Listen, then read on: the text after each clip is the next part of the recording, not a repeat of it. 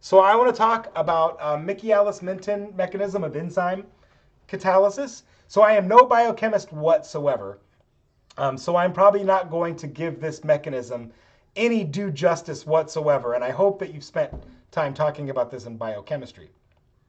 But to me, this mechanism is a very obvious way of showing catalysts, or in this case, biological catalysts, are enzymes, okay?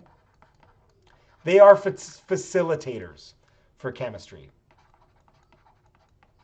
So for example, okay, in the Michaelis-Menten mechanism, okay, we have our substrate S and our enzyme, our catalyst E, okay? They diffuse to each other. And in this diffusion, they will find an active site where it can lock and key fit right into place.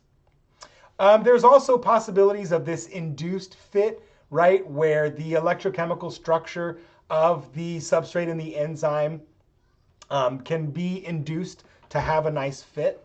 But all the same, what's important here is noting the diffusion of the substrate to the enzyme. I'm going to come back to this because as it turns out, this is the rub, right? The enzyme or the catalyst can't be a facilitator of chemistry unless they come into contact with each other, okay? So the forward reaction happens. I got kind of lazy and I copied these straight out of the book instead of rewriting. Hopefully you'll forgive me for that. So the forward reaction is Ka for the enzyme approaching the substrate.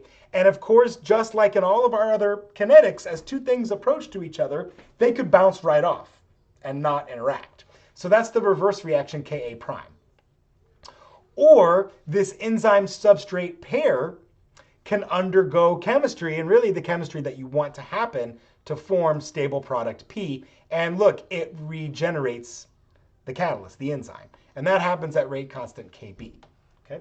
So Atkins uses this V to describe rate. I haven't been using that. So it is observed through this mechanism that I'm not going to go through and derive, that the production of stable product, dP by dt, equals Kb times the initial enzyme concentration over 1 plus this Km divided by the initial substrate concentration.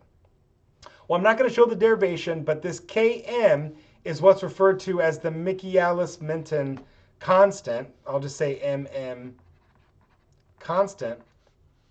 And it is an equilibrium constant. It's an equilibrium constant of this reverse reaction. If you notice here, right, the way this is written, you know, we know equilibrium constants should be products over reactants, right? So this is the equilibrium expression for the reverse reaction. And that comes into the woodworks of going through this mechanism and deriving it, which I'm not going to do. I don't find it that important for this class. The important thing to note, what I want to get into, the reason why I want to describe this chemistry, is I want to talk about catalytic efficiency, turnover frequency. Okay?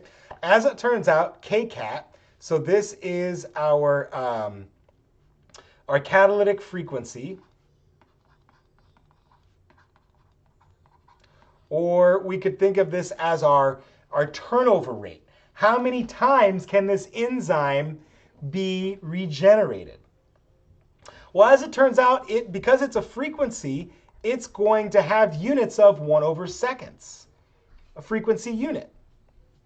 And as you might guess, it can be shown that this approaches, or it becomes this Kb.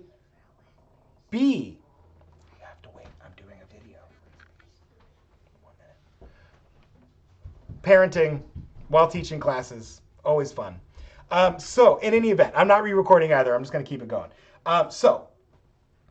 It can actually be shown through going through this derivation, okay, that this catalytic frequency becomes equivalent to just the rate of production of the final product, Kb, okay? And this will reach a maximum, so Vmax, and that's dP by dt, okay? It approaches a maximum when the following condition is present, okay? When, let's see, make sure I get this correctly. Okay? Where did I go? I lost my page. Aha, yes. When KB is much, much greater than Ka prime. Let's think about how that plays out. So this eta right here, this is our letter for efficiency, and in this case, this is catalytic efficiency. It can be shown that that's Kcat divided by Km, and all of that equals Ka times Kb divided by Ka prime plus Kb. Okay? Well, this will reach a maximum when this following condition is met.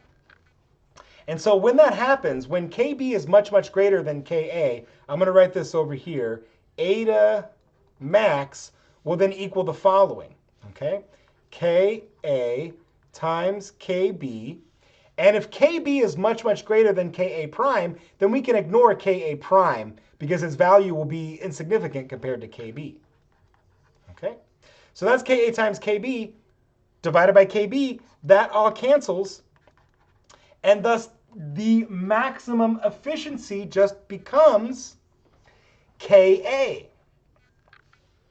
Well, Ka is the rate constant that describes the enzyme and the substrate approaching each other. So, in other words, this will reach maximum turnover frequency when the reaction is only dependent upon the diffusion of the enzyme to the substrate.